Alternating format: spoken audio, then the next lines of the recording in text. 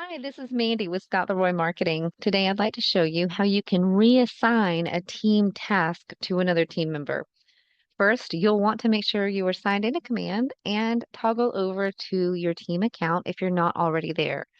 So click your name in the top right and just make sure that your team account is the one selected. Once you do that, you can see your team name under your name here at the top right. And if you give it another click, you'll be able to see your team information right up here at the top as the account that's selected. So once you're there on your team account, go ahead over to your tasks tab right here.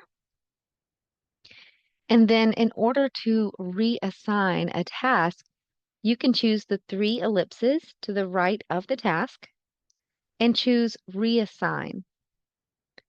From here, you can put your cursor in the assign to field and begin to either type in the name of your team member or just select it from the drop-down list.